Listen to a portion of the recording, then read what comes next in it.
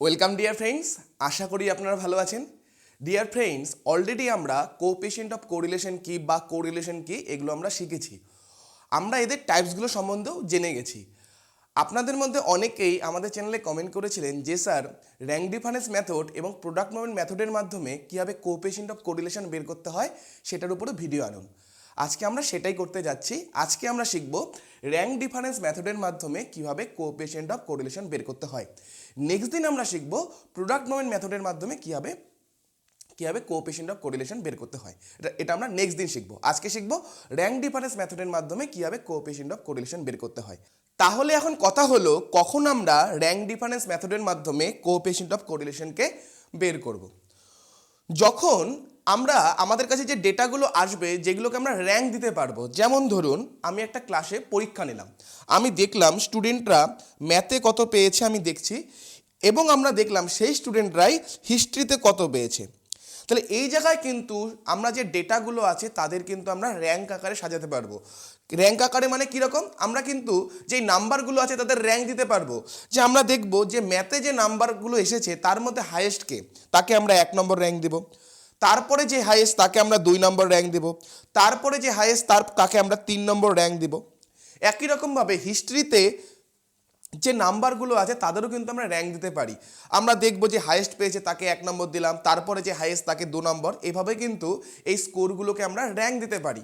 তাই rank difference মেথডের মাধ্যমে কোএফিসিয়েন্ট অফ কোরিলেশন সাধারণত কি, যখন স্টুডেন্টরা কিছু অ্যাচিভ করে তখনই আমরা কোএফিসিয়েন্ট অফ কোরিলেশন বের করার জন্য র্যাঙ্ক ডিফারেন্স মেথডের হেল্প নেই। ওকে, তো আমরা তো জানি কোএফিসিয়েন্ট অফ কোরিলেশন কি, যে দুটো ভেরিয়েবলের মধ্যে কি রিলেশন আছে, যে একজন চেঞ্জ হলে, একজনের মধ্যে কিছু চেঞ্জেস আসলে আরেকজনের মধ্যে কি চেঞ্জেস আসছে এবং কতটা চেঞ্জেস আসছে, সেটা আমরা বুঝতে পারি কোএফিসিয়েন্ট অফ কোরিলেশন বের করার মাধ্যমে। যে একজন বাড়লে আরেকজন বাড়ছে, সে কতটা বাড়ছে, বা একজন কমলে আরেকজন কমছে, সে কতটা কমছে, এটা আমরা কোএফিসিয়েন্ট অফ কোরিলেশনের মাধ্যমে বের করতে পারি। ওকে, তাহলে একটা প্রবলেম নেই, প্রবলেমটা দেখুন কি আছে।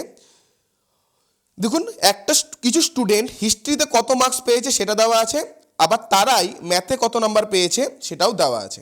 ঠিক আছে, তাহলে দেখুন 80, 45 এভাবে নাম্বারগুলো দেওয়া আছে হিস্ট্রিতে, আবার ম্যাথসে নাম্বারগুলো দেওয়া আছে 82, 86 করে এভাবে নাম্বারগুলো দেওয়া আছে। তো এখানে আমরা যেই ফর্মুলার মাধ্যমে কোএফিসিয়েন্ট অফ কোরিলেশনটা বের করব র্যাঙ্ক ডিফারেন্সে, সেটা হচ্ছে রো সমান সমান, দেখুন আপনারা দেখতে পাচ্ছেন এখানে।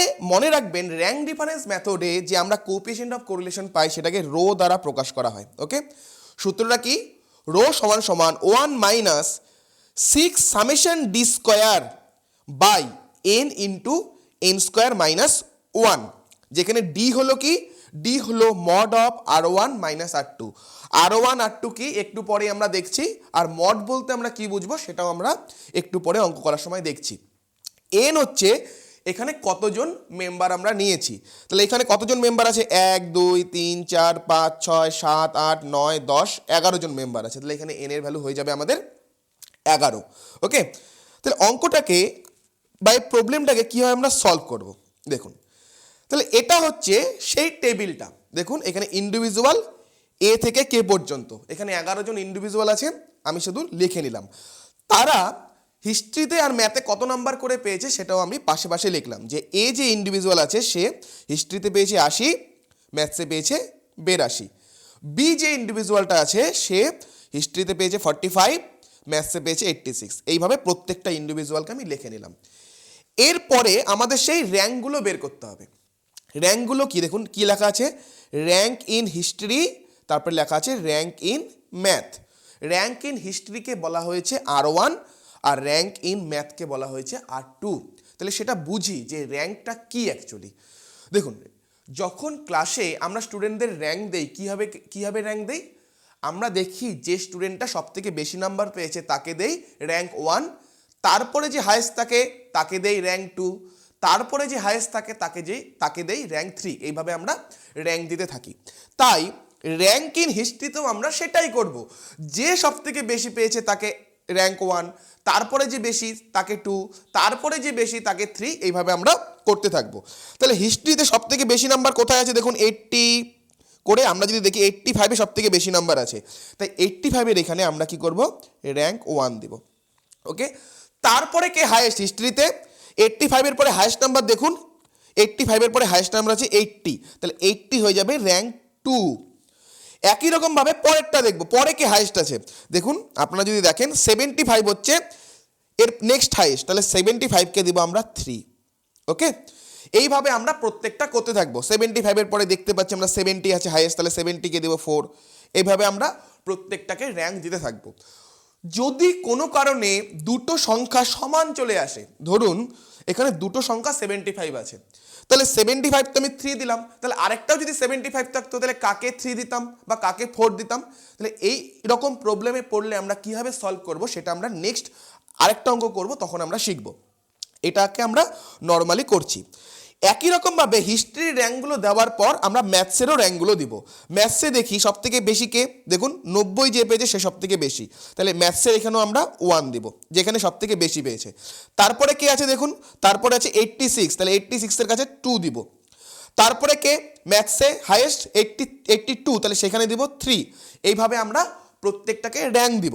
তাহলে আমরা যদি র্যাঙ্ক দেই তাহলে এটা দেখতে আমাদের হয়ে যাবে এইরকম। দেখুন যে দেখুন হিস্ট্রির ক্ষেত্রে যে 85 সে হচ্ছে র্যাঙ্ক 1, তারপরে হাইয়েস্ট পেয়েছে 80 সে হচ্ছে র্যাঙ্ক 2, তারপরে হাইয়েস্ট পেয়েছে কে 75 সে হচ্ছে র্যাঙ্ক 3। এভাবে আমরা দিয়েছি। একই রকমভাবে ম্যাথসের ক্ষেত্রে যে হাইয়েস্ট 90 সে হচ্ছে র্যাঙ্ক 1, তারপরে 86 সে হচ্ছে র্যাঙ্ক 2, তারপরে 82 সে র্যাঙ্ক 3, তারপরে দেখুন 74 হাইয়েস্ট, তাহলে সে র্যাঙ্ক 4। এভাবে আমরা বের করলাম। ওকে, তাহলে R1 আর R2 কি বোঝা গেল আশা করি। এখন আমরা ডি ক্যালকুলেশন করব। আমরা লিখেছিলাম কি ডি সমান সমান mod of R1 minus R2। তাহলে এখন কথা হলো যে মড কি? মড হলো, মনে রাখবেন যে সবসময় আমরা পজিটিভ ভ্যালুটাকে নেব। যেমন এখানে R1 মাইনাস R2 করছি, তাহলে হতে তো পারে R1 মাইনাস R2-র ভ্যালুটা নেগেটিভে আসছে। যেমন আমরা যদি দেখি R1 মাইনাস R2, তাহলে এখানে প্রথম জায়গায় R1 কে ছিল, প্রথমে ছিল R1 ছিল 2 আর R2 ছিল 3, তাহলে 2 মাইনাস 3 যদি করি তাহলে তো আমাদের -1 আসা উচিত। কিন্তু যখনই আমরা মড ভ্যালু নিব তখন সবসময় কি পজিটিভটাই আমরা নিব, মানে -1 থাকলে সেটাকে আমরা 1ই নিব। তাহলে এর জন্য 2 মাইনাস 3 R1 মাইনাস R2 করলাম, তাহলে তো 2 মাইনাস 3 -1 হওয়া উচিত, কিন্তু আমরা কি নেব, মড ভ্যালুটা মানে পজিটিভ ভ্যালুটাই নিব। একই রকমভাবে দেখুন পরেরটার র্যাঙ্ক কত আছে 11, আর ম্যাথসের ক্ষেত্রে র্যাঙ্ক আছে 2, তাহলে 11 মাইনাস 2 এখানে পজিটিভই হচ্ছে, তাই পজিটিভই নিব, কোনো অসুবিধা নেই। এরপরেরটা দেখুন, এরপরে আছে র্যাঙ্ক আছে 10, এখানে র্যাঙ্ক আছে 10, তাহলে 10 মাইনাস 10 মানে 0। পরেরটায় দেখুন র্যাঙ্ক আছে 9 আর এখানে র্যাঙ্ক আছে 11, তাহলে 9 মাইনাস 11 যদি করি -2 হয়, কিন্তু যেহেতু মড ভ্যালু নিচ্ছি তাই আমরা কি নেব, পজিটিভটাই নিব। এইভাবে আমরা প্রত্যেকটা নিয়ে যাব। ওকে, তাহলে 8 মাইনাস 9 দেখুন -1 হয় 1 নিচ্ছি, 7 মাইনাস 8 এখানেও -1 হয় 1 নিচ্ছি, সবসময় আমরা পজিটিভ ভ্যালুটা নিলাম। এরপরে আমাদের সূত্রে দেখুন, সূত্রে লেখা ছিল ডি স্কোয়ার। আমরা সূত্রে দেখেছিলাম 1 মাইনাস 6 সামেশন ডি স্কোয়ার ছিল, তাহলে আমরা ডি স্কোয়ার ইউজ করব, ডি স্কোয়ারকে বের করব। ডি আছে তাহলে ডি স্কোয়ার বের করার সুবিধা, তাহলে ডি আছে 1, এখানে আছে 1, তাহলে 1 স্কোয়ার 1, 9 এখানে আছে, ডি হচ্ছে 9, তাহলে 9 স্কোয়ার 81, 0 স্কোয়ার 0ই হবে, 2 স্কোয়ার 4 হবে। এইভাবে আমরা প্রত্যেকটা বের করলাম। ওকে, তাহলে এখন যদি আমরা লক্ষ্য করি আমাদের সূত্রটা কি ছিল, সূত্রটা ছিল 1 minus 6 summation D square by n into n square minus 1। n এর ভ্যালু আমরা জানি যে কতজন মেম্বার ছিল, আমরা জানি এখানে 11 জন মেম্বার ছিল, তাহলে n এর ভ্যালু 11 আমরা জানি। তাহলে আমাদের এখন কি বার করতে হবে, সামেশন ডি স্কোয়ার বের করতে হবে। তাহলে সামেশন ডি স্কোয়ারটা আমরা বের করি, তার মানে ডি স্কোয়ার যেই কলামটা আছে সবগুলোকে আমরা যোগ করব। তাহলে যোগ করলে আমরা কত পাবো, আমরা যদি এটাকে যোগ করি আমরা পাচ্ছি দেখুন 92, সবগুলোকে যদি আমরা এখানে যোগ করি আমরা পাচ্ছি 92, তার মানে সামেশন ডি স্কোয়ার আমরা পেয়ে গেলাম 92। এখন ভেরি সিম্পল, এখন আমরা শুধু মানগুলোকে বসিয়ে দিব। তাহলে রো সমান সমান কি 1 minus 6 into summation D square মানে হচ্ছে 92 বাই এন কত, এন হচ্ছে 11, তাহলে 11 ইন্টু 11 স্কোয়ার মানে 121 মাইনাস 1, 11 এন হচ্ছে 11, তাহলে 11 স্কোয়ার মানে 121। তাহলে এখন আমরা ক্যালকুলেশন করব, এগুলো আমরা ডাইরেক্ট ক্যালকুলেটারে বসিয়েও করতে পারি। তাহলে 11 ইন্টু 121 থেকে 1 গেলে 120। ওকে, এগুলো আমরা নর্মালি করতে পারি, কোনো অসুবিধা নেই। তাহলে 1 - 46/110, তাহলে এটাকে আমরা এখন ক্যালকুলেশন করতে পারি। তাহলে কি আসবে 110 - 46/110, ঠিক আছে। এখানে 110 60 64। এখন আমরা এটাকে ডাইরেক্ট ক্যালকুলেটারে মারবো। ক্যালকুলেটারে মারলে যেটা আসবে সেটাই হয়ে যাবে আমাদের সঠিক অ্যান্সার। আমাদের আসছে 64/110, তাহলে আমাদের আসছে 0.58। 0.58 দেখুন 0.58 আসলো। অনেক সময় মানে আপনাদের কোএফিসিয়েন্ট অফ কোরিলেশন যে মান যদি কখনো দেখেন, অনেক সময় আপনাদের হতে পারে যে -1 কম চলে আসলো অথবা 1 বেশি চলে আসলো। কি বললাম যে কোএফিসিয়েন্ট অফ কোরিলেশনের মান কখনো হতে পারে আপনাদের -1 কম চলে আসলো, ধরুন -2 চলে আসলো, -2.5 চলে আসলো এরকম, বা 1 বেশি চলে আসলো, মানে 1.5 চলে আসলো, 2 চলে আসলো, 3 চলে আসলো, এরকম যদি কখনো চলে আসে তখন কিন্তু মনে করবেন আপনার ক্যালকুলেশনটা কোথাও না কোথাও ভুল হয়েছে। তার কারণ আমরা জানি কোএফিসিয়েন্ট অফ কোরিলেশনের মান সবসময় কি -1 থেকে +1 মধ্যেই কিন্তু বিলং করে। এর থেকে কিন্তু কখনোই কম বা বেশি হতে পারে না, হয় -1 হতে পারে বা +1 হতে পারে, অথবা এদের মাঝেই থাকবে।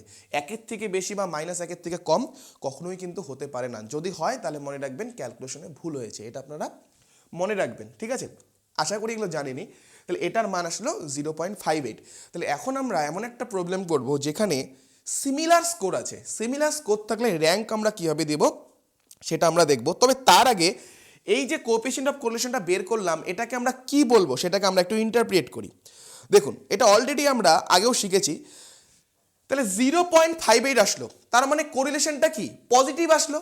তাহলে কোরিলেশন যদি পজিটিভ আসে তার মানে কি একজন বাড়লে আরেকজনও বাড়বে, বা একজন যদি কমে আরেকজনও কমবে। কোরিলেশন পজিটিভ আসার অর্থ তো এটাই, আর কোরিলেশন নেগেটিভ আসার অর্থ হলো একজন বাড়লে একজন কমে আর একজন কমলে আরেকজন বাড়ে। তাহলে এখানে পজিটিভ আসলো, তাহলে আমরা বলবো পজিটিভলি কোরিলেটেড, মানে একজন বাড়ার সাথে সাথে আরেকজনও বাড়বে বা একজন কমার সাথে সাথে আরেকজনও কমবে। তাহলে 0.58 আমাদের কোএফিসিয়েন্ট অফ কোরিলেশনের মান আসলো। তাহলে সেটা কোথায় পড়ছে দেখুন আপনারা, 0.51 থেকে 0.70 মধ্যে পড়ছে। তাহলে এখানে যে কোরিলেশনটা আমরা পেলাম আমরা বলবো পজিটিভলি মডারেট কোরিলেশন, ঠিক আছে। পজিটিভলি যেহেতু পজিটিভ আসলো এর জন্য পজিটিভলি বলছি, যদি নেগেটিভ আসতো তাহলে নেগেটিভলি মডারেট কোরিলেশন বলতাম। যেহেতু এখানে পজিটিভ এসেছে তাই আমরা কি বলবো পজিটিভলি মডারেট কোরিলেশন। আশা করি আপনারা বুঝতে পেরেছেন। তাহলে চলুন নেক্সট প্রবলেমটায় যাই। তাহলে নেক্সট প্রবলেমটা দেখুন, এখানে মার্কস ইন হিস্ট্রি আর মার্কস ইন ম্যাথামেটিক্স দুটো দেওয়া আছে। তার মানে স্টুডেন্টরা ইংলিশে কত পেয়েছে আর ম্যাথসে কত পেয়েছে সেটা দেওয়া আছে। তো এখানে প্রবলেমটায় কিন্তু সিমিলার স্কোর থাকবে। তো সিমিলার স্কোর থাকলে আমরা র্যাঙ্ক কীভাবে বের করব সেটা আমরা দেখব। ওকে, তাহলে দেখুন আমরা কি করব, দেখছি এখানে কতজন মেম্বার আছে, 1 2 3 4 5 6 7 8 9 10 জন মেম্বার আছে। ওকে, তাহলে এন এর ভ্যালু 10। তাহলে এখন আমরা দেখব যে কীভাবে প্রবলেমটাকে সলভ করব। তাহলে আগের মতোই আমাদের এখানে টেবিলটা করতে হবে। হলো, তাহলে টেবিলটা আমরা করলাম। টেবিলটাতে যেই নাম্বার পেয়েছে লিখে দিলাম। এ যে ইন্ডিভিজুয়াল সে ইংলিশে কত পেয়েছে লিখলাম, সে ম্যাথে কত পেয়েছে লিখলাম, এইভাবে প্রত্যেকটা ইন্ডিভিজুয়াল লিখে নিলাম। এখন আমরা র্যাঙ্ক বের করব। ওকে, তাহলে দেখুন আমরা কীভাবে র্যাঙ্ক বের করব। একই রকম নিয়ম, শুধু যেখানে সিমিলার স্কোর থাকবে সেখানে গিয়ে আমাকে একটু স্টপ হতে হবে, একটু অন্যভাবে ভাবতে হবে। দেখুন তাহলে যদি আমরা লক্ষ্য করি এখানে, আপনারা আমার সাথেই করুন, ইংলিশে সব থেকে বেশি কে পেয়েছে যদি আপনারা দেখেন, ইংলিশ সব থেকে বেশি এসেছে, আমি যদি ভুল না করি 80। তাহলে 80কে আমরা 1 দিলাম, তাহলে এটাতে কোনো অসুবিধা নেই। এরপরে কে আছে দেখুন, এরপরে আছে হচ্ছে 80-র পরে দেখতে পাচ্ছেন আপনারা 76 হচ্ছে নেক্সট হাইয়েস্ট, তাহলে এটাকে দিলাম 2, কোনো অসুবিধা নেই। এরপরে দেখুন 76-এর পরে কে আছে 75, তাই না, 75 আছে নেক্সট হাইয়েস্ট, তাহলে এটাকে দিলাম আমরা 3, এরপরে দেখুন 75-এর নিচে 71 বাদে 71, তাহলে 71 দিলাম আমরা 4। এরপরে দেখুন 71, এরপরে আছে 64, তাহলে 64 5 দিলাম। এখন দেখুন 64 যেই আমরা করে ফেললাম, এরপরে দেখুন সব থেকে ছোট স্কোর আছে 61 এখানেও 61, এখানেও 61। তাহলে 1 2 3 4 5 পর্যন্ত আমাদের হয়ে গেল। তাহলে এখন আমরা 61 আর এখানেও 61, দু জায়গাতে 61 দেখতে পাচ্ছি। তাহলে কাকে কি র্যাঙ্ক দিব? দেখুন অলরেডি আমরা 5টা করে ফেলেছি। তাহলে 61 আর 61 যে দুটো আছে তাদের কি কি হওয়া দরকার ছিল? একজনের 6 হওয়া উচিত, একজনের 7 হওয়া উচিত। যেহেতু 5টা আমরা করে ফেলেছি, নেক্সট দুটো আমাদের র্যাঙ্ক কি দেওয়া উচিত? একজনকে 6 দেওয়া উচিত, একজনকে 7 দেওয়া উচিত। কিন্তু যদি আমরা লক্ষ্য করি দুজনই তো সমান, যদি আমরা একজনকে 6 দেই আরেকজনকে 7 দেই, তার মানে আমি কি বলছি? একজন বেশি আর একজন কম। তাহলে এক্ষেত্রে আমরা কি করব? যেহেতু দুজনই সমান, তাহলে যেই দুটো পজিশনকে নিয়ে আমার প্রবলেম হচ্ছে, কোন দুটো পজিশনকে নিয়ে প্রবলেম হচ্ছে? 6 আর 7। তাহলে 6 আর 7-এর আমরা কি করব? আমরা হচ্ছে গড় নির্ণয় করব। তাহলে 6 আর 7-এর গড় মানে কি? 6 যোগ 7 বাই 2। দুটোকে যোগ করে 2 দিয়ে ভাগ করব। তাহলে 6 আর 7কে যোগ করলে 13, 13কে 2 দিয়ে ভাগ করলে 6.5। তাহলে দুজনের র্যাঙ্কে আমি লিখব 6.5। তাহলে দুজনের র্যাঙ্কে আমি লিখব 6.5, এখানেও লিখব 6.5। ওকে, এরপরে হায়েস্টকে 61-এর পরে, 61-এর পরে হায়েস্ট যদি আমরা দেখি, দেখুন এখানে হচ্ছে 56 আছে, 45 আছে, 58। তাহলে 58কে কিন্তু আমরা 7 দিব না, তখন 7 কিন্তু 6 আর 7 কিন্তু অলরেডি হয়ে গেল। তাহলে নেক্সট দিব আমরা কি? 58কে দিব 8 নাম্বার। ওকে, তখন 6 আর 7 ক্যালকুলেশন করেই কিন্তু আমরা 6.5 পেয়েছি। ওকে, একই রকমভাবে আমরা পরেরটাও করব। পরেরটা আমি আপনাদের দেখাচ্ছি। এর জন্যই দেখুন 6.5 হয়ে যাওয়ার পর আমরা কিন্তু 8 লিখলাম। তারপরেরটা যেমন 56 আছে, 56কে 9 লিখলাম। আর সব থেকে কম ছিল 45, তাকে আমরা 10 লিখলাম। ওকে, একই রকমভাবে ম্যাথসও আমরা ক্যালকুলেশন করব। ঠিক আছে, তো ম্যাথস ক্যালকুলেশনটা কি আছে দেখুন। সব থেকে বেশি ম্যাথসে কে পেয়েছে? দেখুন ম্যাথসে সব থেকে বেশি আমরা যদি দেখতে পারি 77 থেকে কি হাইয়েস্ট আছে? 77-এর উপরে হাইয়েস্ট দেখা যাচ্ছে না। তাহলে 77 এখানে কি দিব? আমরা দিব 1। 77-এ আমরা দিলাম 1। এরপরে কি আছে দেখুন, 77-এর পরে 70-এর থেকে হাইয়েস্ট নেই, তাহলে 70 দিব 2। 70 দিলাম 2। এরপরে 66-এর পরে দেখুন 66, দেখুন এরপরে হাইয়েস্ট, কিন্তু 66 দেখুন কতগুলো আছে? এখানে একটা 66, এখানে একটা 66, এখানে একটা 66। তাহলে 3টা 66 আছে। তাহলে আমরা কি করব? তাহলে আমরা দেখব যে কতগুলো পজিশনকে নিয়ে প্রবলেম হচ্ছে, তাদের গড় নির্ণয় করব। তাহলে 1 2 হয়ে গেছে। তাহলে নেক্সট 3জন আমাদের কি কি হওয়া উচিত? নেক্সট 3জন হওয়া উচিত। 1 2 যেহেতু হয়ে গেছে, তাহলে একটা 3, একটা 4, একটা 5 হওয়া দরকার, তাই না? যেহেতু অলরেডি র্যাঙ্ক আমাদের 1 2 হয়ে গেছে, তাহলে নেক্সট 3জনের র্যাঙ্ক কি হওয়া দরকার ছিল? একজনের 3, একজনের 4, একজনের 5। কিন্তু যেহেতু প্রত্যেকের সমান আছে, তাই আমরা কাউকে কিন্তু 3, কাউকে 4, কাউকে 5 বলতে পারি না। তাহলে আমরা কি করব? এখানেও আমরা সেই গড় নির্ণয় করব। তাহলে একজনের 3, একজনের 4, একজনের 5। তাহলে এদের আমরা গড় নির্ণয় করব। তাহলে গড় নির্ণয় করলে কত আসবে? 3 যোগ 4 যোগ 5 যোগ করলে আসবে 12। 12কে আমরা 3 দিয়ে ভাগ করব, যেহেতু 3জন আছে। তাহলে এখানে গড় আসবে 4। যেহেতু গড় 4 আসলো, তাহলে যাদেরকে নিয়ে আমার প্রবলেম হচ্ছিল প্রত্যেকের র্যাঙ্ক আমরা কি দিয়ে দিব? 4 দিয়ে দিব। তাহলে 66ও 4, এই 66ও 4, এই 66ও 4। তাহলে অলরেডি কিন্তু দেখুন 1 2 3 4 5 এতটুকু কিন্তু র্যাঙ্ক দেওয়া হয়ে গেল। 1 2 দিয়ে দিয়েছি, আর 3 4 5 প্রবলেম ছিল, তাদেরকে আমার প্রত্যেককেই 4 র্যাঙ্ক দিলাম। তাহলে নেক্সট যে র্যাঙ্কটা হবে সেটা কিন্তু আর 5 হবে না বা 3 কিন্তু হবে না, সেটা কিন্তু অলরেডি আমাদের যেহেতু 1 2 এর পরে 3 4 5 হয়ে গেল, নেক্সট র্যাঙ্ক কিন্তু 6 থেকে হবে। তাহলে নেক্সট সব থেকে বেশি কে আছে দেখুন, সব থেকে বেশি আছে 60-র পরে আমরা যদি দেখি 63। তাহলে 63 কিন্তু 5 হবে না, কি হয়ে যাবে? 6। ওকে, তাহলে এইভাবে আমাদের প্রত্যেকটা বের করতে হবে। ওকে, তাহলে আমরা যদি বের করি, দেখুন এইভাবে আমরা ম্যাথসের ক্ষেত্রেও প্রত্যেকটা র্যাঙ্ক বের করে নিলাম। তারপরে সেই আগের নিয়মে আমরা যাব। আগের নিয়ম কি ছিল? ডি সমান সমান R1 মাইনাস R2। তার মানে প্রথম র্যাঙ্ক থেকে দ্বিতীয় র্যাঙ্কে আমরা বিয়োগ করব। Very easy. আরেকটা সবসময় মড ভ্যালুটা নিব। তাহলে দেখুন প্রথমটার র্যাঙ্ক ছিল 9, তারপরে সেই পার্সনেরই ম্যাথের র্যাঙ্ক ছিল 4। তাহলে 9 মাইনাস 4 কত হবে? 5 হবে। 3 মাইনাস 2 কত হবে? 1 হবে। 10 মাইনাস 10 0। এইভাবে আমরা দেখুন এখানে 4 আছে, এখানে 7 আছে। তাহলে 4 মাইনাস 7 -3 হয়, কিন্তু যেহেতু মড ভ্যালু নিচ্ছে আমরা কি নিব? 3 নিব। পরেরটা কি আছে 6.5 থেকে 4 বিয়োগ মানে 2.5, প্রত্যেকটা আমরা এইভাবে নিব। নেওয়ার পর আমরা কি করব, ডি স্কোয়ারের ভ্যালু বের করব। তখন আমরা জানি রো বের করতে গেলে আমাদের এন এর ভ্যালু লাগবে আর ডি এর ভ্যালু লাগবে। তাহলে দেখুন ডি স্কোয়ারের ভ্যালু আমরা বের করলাম, কত আসলো 25, 5 স্কোয়ার 25, 1 স্কোয়ার 1, 0 স্কোয়ার, এইভাবে প্রত্যেকটা স্কোয়ার আমরা ক্যালকুলেটরের মাধ্যমে বের করে নিলাম। তারপরে আমরা শুধু ক্যালকুলেট করলাম যে ডি স্কোয়ারের টোটাল কত। তাহলে আমরা দেখলাম সামেশন ডি স্কোয়ার আসলো আমাদের কত 61.5, সামেশন ডি স্কোয়ার আসলো আমাদের 61.5। তখন আমাদেরকে সামেশন ডি স্কোয়ারটা রো ক্যালকুলেট করতে গিয়ে লাগবে, তাহলে আমরা এখন রো এর ভ্যালু বসাই। তাহলে রো সমান সমান 1 মাইনাস 6 ইন্টু ডি এর সামেশন ডি স্কোয়ার পেয়েছি 61.5 বাই এন এর ভ্যালু 10, 10 স্কোয়ার মানে 100 মাইনাস 1, তার মানে কত হচ্ছে 1 মাইনাস 6 ইন্টু 61.5 বাই 10 ইন্টু 99। ওকে, এখন এটাকে আমরা ক্যালকুলেশন করব, ক্যালকুলেশন করে দেখব আমাদের ভ্যালু কত আসে। ওকে, তাহলে কি আছে দেখি, 6 ইন্টু 61.5 ভাগ 990, তার মানে আমাদের আসছে 1 মাইনাস 0.37। ওকে, তাহলে এটা আমরা 1 থেকে যদি বিয়োগ করি আমরা পাবো 0.63। ওকে, তাহলে 0.63 আমরা পেলাম। তাহলে এটাকে আমরা কি ধরনের কোরিলেশন বলবো, দেখুন 0.63 কোথায় আসছে, এই জায়গাতেই আসছে।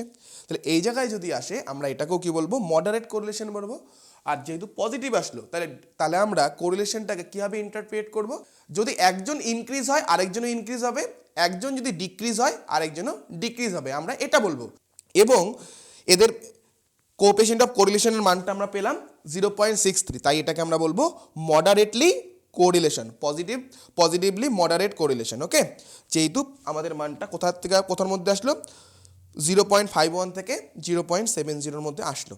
তো এটাই ছিল কিভাবে আমরা র্যাঙ্ক ডিফারেন্স মেথডের মাধ্যমে কোএফিসিয়েন্ট অফ কোরিলেশন বের করতে পারি। নেক্সট দিন আমরা প্রোডাক্ট পেমেন্ট মেথডের মাধ্যমে কীভাবে কোএফিসিয়েন্ট অফ কোরিলেশন বের করতে হয় সেটা আমরা শিখব। আপনাদের ভিডিওটা কেমন লাগলো অবশ্যই কমেন্ট করে জানাবেন। ভিডিওটা যদি ভালো লেগে থাকে অবশ্যই ভিডিওটাকে লাইক করবেন, যার প্রয়োজন তার সাথে শেয়ার করবেন। এরকম আরও ভিডিও পেতে আমাদের চ্যানেলটাকে অবশ্যই সাবস্ক্রাইব করবেন। ভালো থাকবেন এবং সবাইকে ভালো রাখবেন। Thank you.